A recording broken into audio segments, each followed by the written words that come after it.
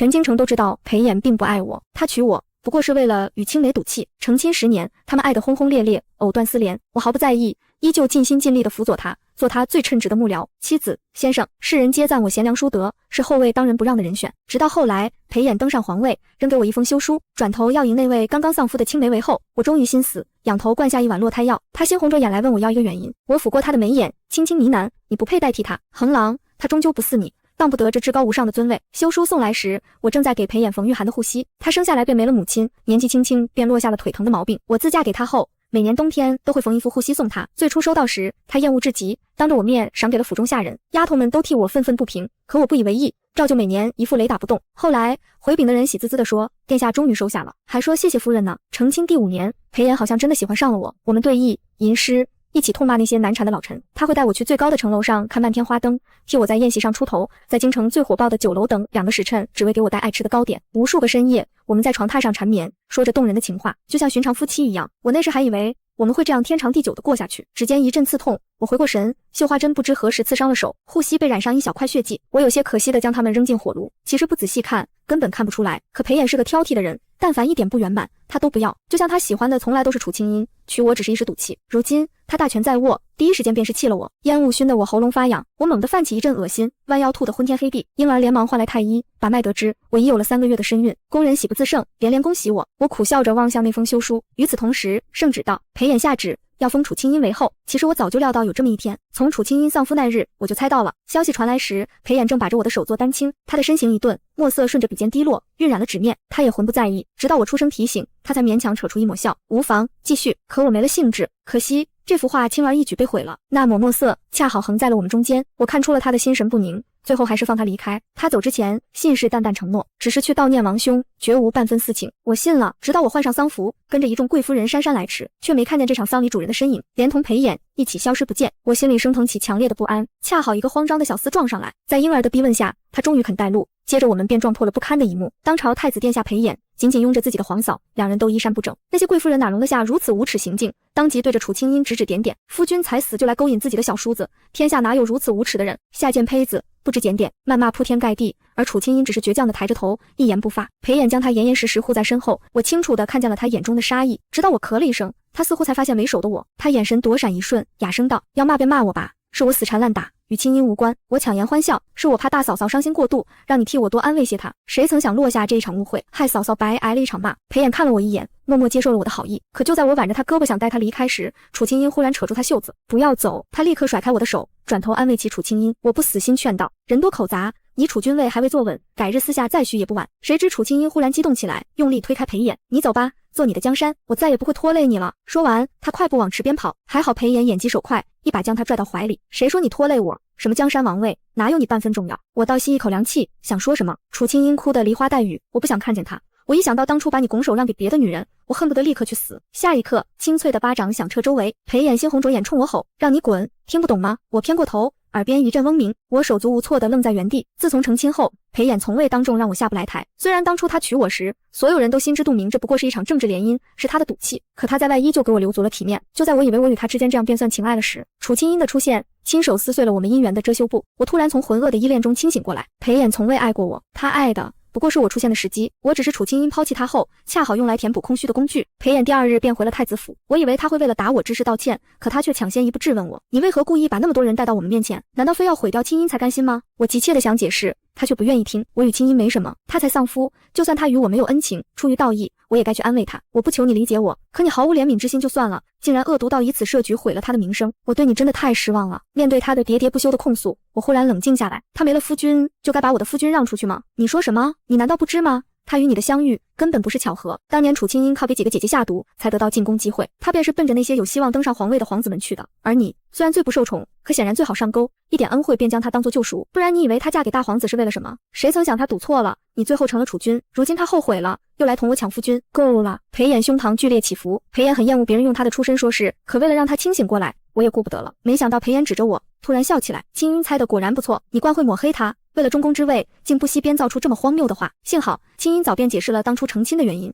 她一个庶女自然敌不过权势和爹娘，她因负我愧疚地寻了多少回死，你的话只会让我更加疼惜她。我一时愣在原地，所以我倾尽心血辅佐你，在你看来只是为了中宫之位，可是分明是你非要争那储君的啊！当初裴衍趴在我腿上痛哭流涕，求我帮他坐上储君的位置，我心软了，我再次回到将军府，跪在我名义上的爹面前认错，忍受着他的嘲讽和讥笑，整日与那些恶心的亲人虚与委蛇。最后我亲手奉上虎符，日夜不休地为他出谋划策，甚至在陪他去赈灾时险些被刁民奸污。裴衍出身低贱，没有母族帮衬，若非我，他此生最多做个闲散王爷。到了最后，我只是希望他的野心不要落空，不要让遗憾成为执念。可我倾尽心血换来的只是图中宫之位，若是为了中宫位，我怎会在他一无所有时嫁给他？他宁愿相信一个曾抛弃过他的人，也不愿听我一句辩解。失望再度如潮水淹没了我。原来你魂牵梦绕的不是储君之位，而是他。裴衍啊裴衍，你真贱！他第一次被我指着鼻子骂，气得眼眶通红，不可理喻。青音说的果然没错，你就是个为了目的不择手段的疯子。若非为了你，我怎会与青音离心？你折磨我们这么久，让我和青音彼此错过，他不得不隐忍自己的感情去应付别的男人，吃了这么多苦，我该补偿他的。原来我是折磨他们的罪魁祸首，那为何承担痛苦的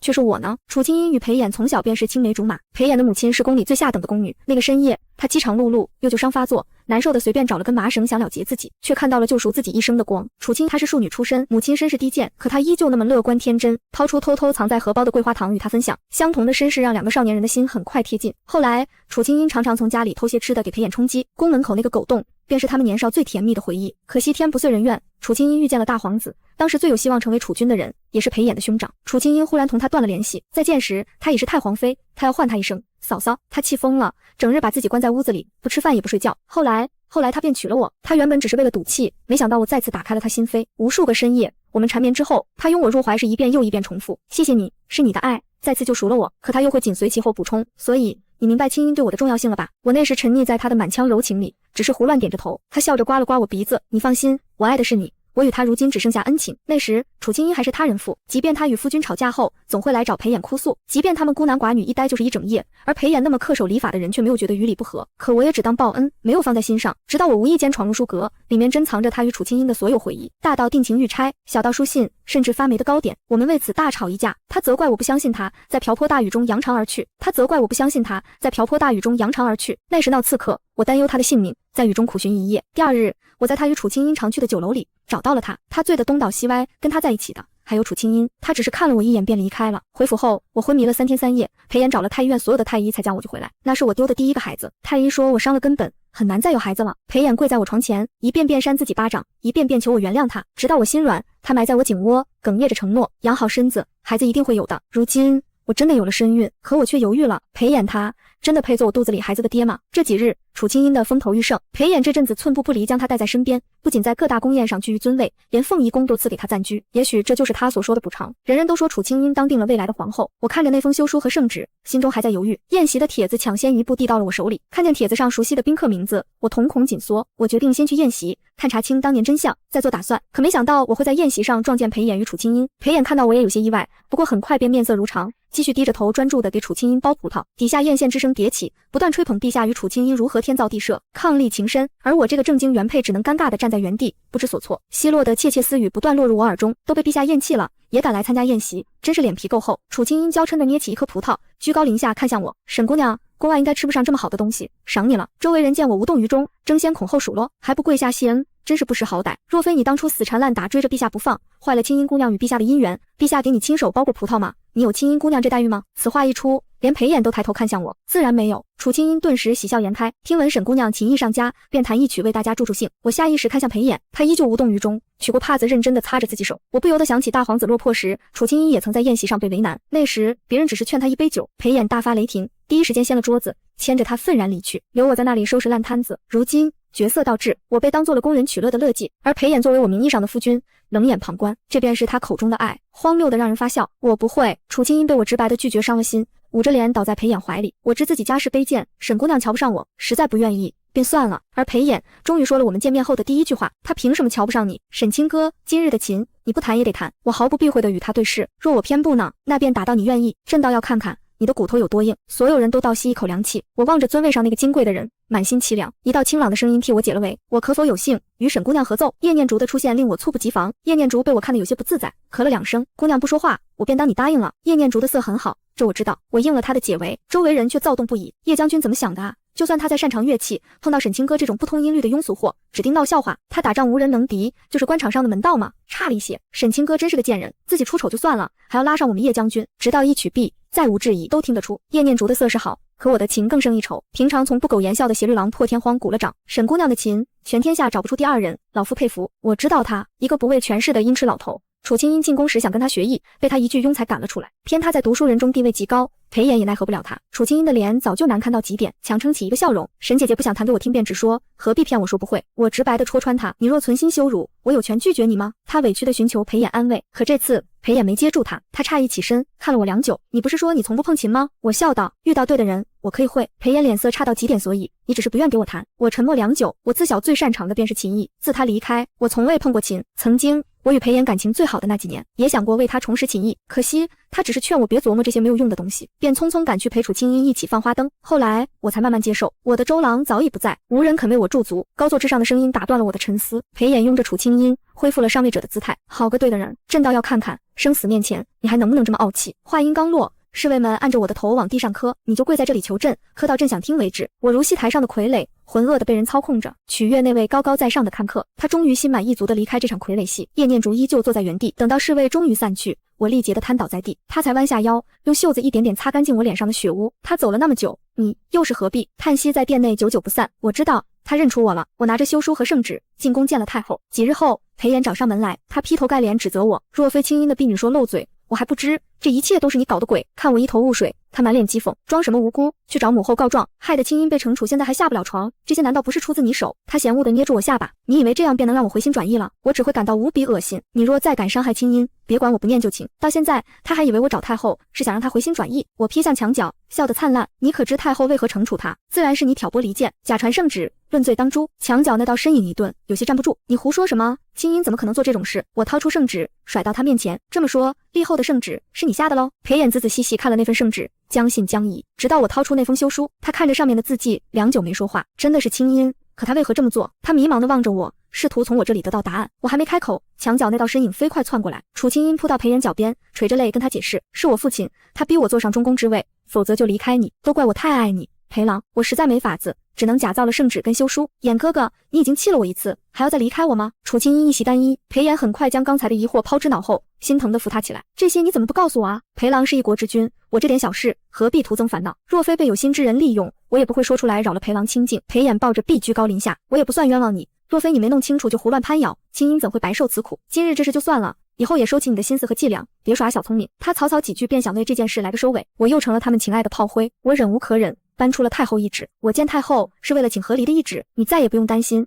我会为了中宫之位欺负你的小青梅，因为我一点都不稀罕。裴眼似乎费了很大力气才理解我的话，别闹了，都跟你说的是误会一场。我望着他的脸，一阵恍惚，从前深夜的互诉衷肠成了他刺向我的利刃，他永远也代替不了我心中的那个人。虽然顶着一样的脸，可还是天差地别。叶念竹约我在酒楼见面，而我也终于知晓了当年真相，是大皇子，他为了储君之位，阻碍粮草运送，拖延援军，裴将军被生生拖死在了那座孤城。就差一天，只差一天啊，裴将军就能力挽狂澜，救下整座城的人，包括他自己。裴将军是个英雄，可他临死前一直念叨，他在这个世界上只愧对一人。他说夫人是明珠，他有幸见识到这颗明珠最光辉夺目的样子，可他太自私了。夫人本能大有所为，他自私地用情爱拴住夫人，只能让您做见不得光的幕僚，是他对不起夫人，让明珠蒙尘。此后唯愿夫人得大自在，不被任何东西束缚，更不要惦念他。我捂着脸，早已泣不成声。哪里是他自私，是他将我从暗无天日中解救。我母亲生我后难产离世，父亲将一切罪过怪在我身上。我是嫡女，过得却不如街头起而有尊严。环绕在我周围的只有恶意与怨怼。我自生下来便不被祝福，是他看见了我，带我出苦海，带我见天地，带我恋红尘。他与我幕僚之位，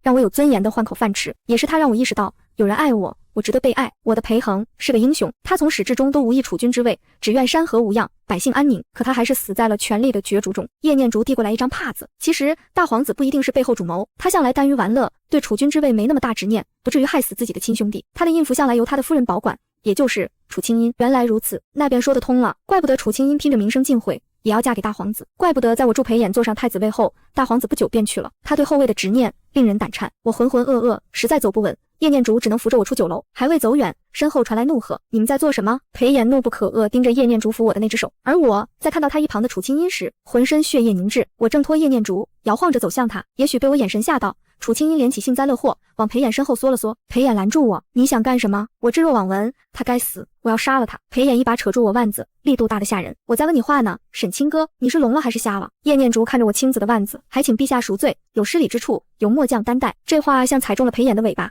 他突然暴跳如雷。我在跟他说话，什么时候轮到你求情了？他转头，猩红着眼，猛地捏住我下巴。好啊，沈清哥，怪不得急着和离，原来是有了新恩客。我从前怎么没发现你这么下贱浪荡？我偏过头，不愿跟他吵，可我漠然的态度再次刺痛了他。裴衍勾起一抹恶劣的笑，你不是要担待吗？好啊，那你就去死吧。话音刚落，常建恒在叶念竹咽喉，这一举动不止我，连楚清音都愣住了。我慌乱的口不择言，你疯了啊！当街斩杀朝廷大将，我从前教他的为君之道全都进了狗肚子里，可无论我怎么骂，他都不为所动。眼见那把剑就要没入咽喉，我终于软下膝盖，颤抖着向他求情。我不断磕头，不断求他开恩，我再次屈服在权势之下。裴衍垂眸，我还以为你不会为任何人折了这傲骨呢，看来也不过如此。他把我拎到楚清音面前，清音方才被你吓到，你的情郎活不活得了？要看他。指尖深深嵌入掌心，我垂着头，迟迟未动。楚清音为难道，沈姐姐没有悔过之心，我也很难办啊。杀了吧，屈辱压在我心头，也横在我咽喉。那把剑叫权力，我伏地叩首，妾听凭楚姑娘处置。楚清音指着马车娇笑连连，我缺个马车凳，沈姐姐坐我的凳子可好？于是我俯身埋首，成了楚清音的脚下替。裴衍临走前似乎还想说什么，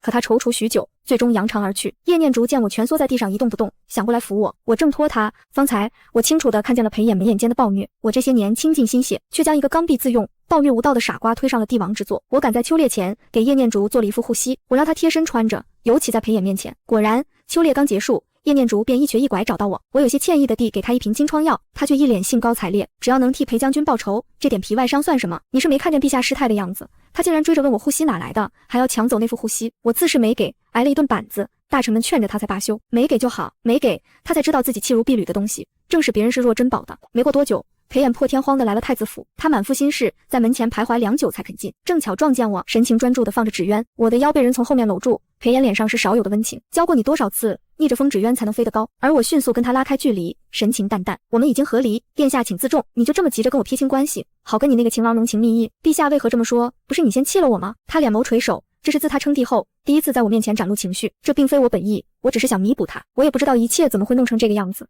自我坐上了这个位置，所有人都在逼我。谁逼你了？关我屁事！我坐在石凳上自顾自研究起了棋谱，留他在风中破碎又凌乱。终于，他脸涨得通红，才支支吾吾。今年秋日格外凉，我的腿这2日痛得厉害，所以呢，许是被我逼急了。他恼羞成怒，为何连那个叶念竹都有你做的护膝，我却没收到？我嗤笑，楚清音连圣旨都能造假，区区护膝做不来吗？他那般柔弱，哪做得来这些东西？我讥讽地捏起棋子，赢了我，送你。他起初不屑一顾，几回合过后，神情严肃起来，而我漫不经心间，便杀得他片甲不留。裴衍不服气，一连下了几局，输得一塌糊涂，他却入了迷，迟迟不愿离开。期间，他想方设法同我搭话，在我有一搭没一搭的回话中，他眼中兴味愈发浓厚。直到深夜，侍卫们终于客客气气送走了他。见他恋恋不舍，3步一回头，我勾唇，同隐匿在夜色中的身影道：今日之事传扬出去，便说帝王回心转意，与糟糠妻不离不弃。楚清音终于坐不住了，约我去宫中赏菊，同去的还有一众贵妇人。御花园里，他们兜着圈子骂我人老珠黄，痴心妄想。我不以为意，甚至有些想笑。这些人翻来覆去也只会骂这些毫无用处的东西，什么容颜、年龄、情爱，他们以为失去这些便足够瓦解一个人。可这些攻击于我而言，像念经一样不入耳。直到拐角处，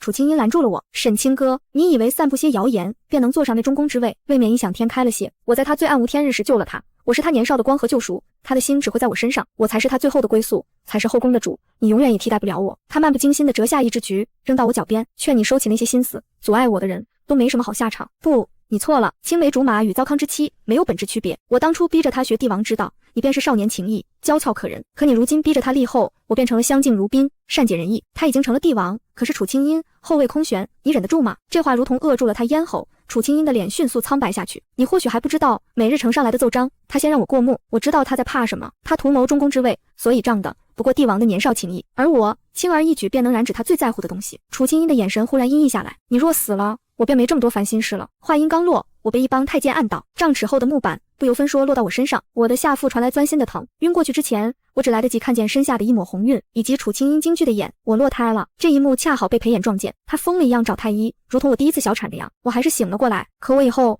再也不会有孩子。我绝望地合上双眸，裴衍，我再也不会有孩子了，你的保证有什么用呢？楚清音跪在裴衍脚边，哭得上气不接下气。可这一次，裴衍只是呆坐在我身边，一言不发。他是罪魁祸首，且无从辩驳。因为裴衍亲眼所见，那板子落下去后，我便见了红。我知道他悲痛的不只是失去一个孩子，他更难以接受的是，从前那般小意温柔的楚清音，竟然变得如此残忍。他年少的白月光幻灭了，裴衍想像从前一样抱着我安慰我，而我不哭不闹的偏过头。我抗拒的动作让他的手滞在空中，也许是出于对我的愧疚，他终于对楚清音发了火：你为何要这么对亲哥？我都准备了立后圣旨，你如今这样，如何担起中宫的位置？楚清音猛地抬起头，都是他设计我，他肚子里那孽种肯定是被他自己害死的。清脆的巴掌声响起，那是朕的孩子，不是孽种，谁会用自己的孩子设局？你怎么能说出这种话？店里只剩我与裴衍二人，他迟迟不敢看我的脸，最后留下一句好好休养，便仓皇离开。我摸了摸空瘪的肚子，楚清音说的不错，孩子确实是被我吃落胎药打掉的，不来这世间也罢。不过只是让楚清音失去后位还远远不够，他的福气还在后头呢。自从楚清音被软禁起来，裴衍3天2头往我这里跑，可无一例外都吃了我的闭门羹。直到一天深夜，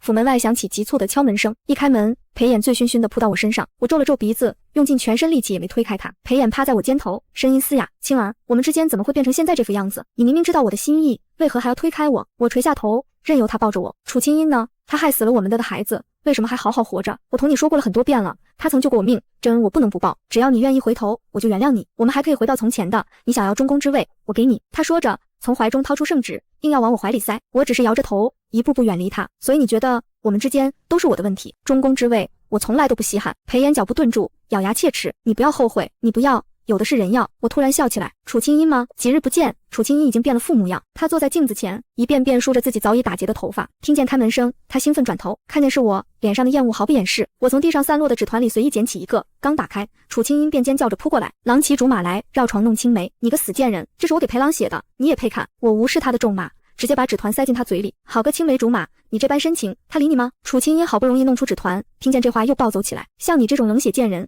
怎能理解我与裴郎之间的感情？确实理解不了。陛下说了，你可以走了。他愣了2秒，突然笑起来，眼角眉梢藏不住的得意。临走前，他用满是豆蔻的指甲狠狠掐住我的脸。圣旨那件事还没让你长记性呢，连抄家灭族的罪都能结果，就凭你肚子里还没成型的胎儿，就想绊倒我，未免太天真了些。声音戛然而止，他突然以极其惊恐的眼神瞪向我。不过一刹，我踢了踢地上瘫软的身子。楚清音在地牢中醒过来，看见我握着匕首在他面前比划，他又开始尖叫起来：你想害死我？你个贱人，就不怕陛下砍你的头？我从袖笼里掏出圣旨扔给他。不瞒你说，你的裴郎已经立我为后，杀了你也是他的意思。他跌坐在地，拼命摇着头：不可能，裴郎怎么会这么对我？肯定是你，是你假造圣旨，你不惜诛9族也要骗我。你以为杀了我裴郎就会爱上你？别天真了，我可是他的救命恩人，我们两小无猜，我们命中注定要在一起。我嗤笑：命中注定？像你跟大皇子那样吗？我找到了当年替你联系大皇子的那个奴才，你靠着有身孕才嫁给大皇子，陛下如今知道的一清二楚。在他吃人的目光中，我握着匕首，他终于知道害怕，跪在我脚边不断求饶。我只是用刀刃慢慢划开他皮肉。楚清音痛得浑身冒汗，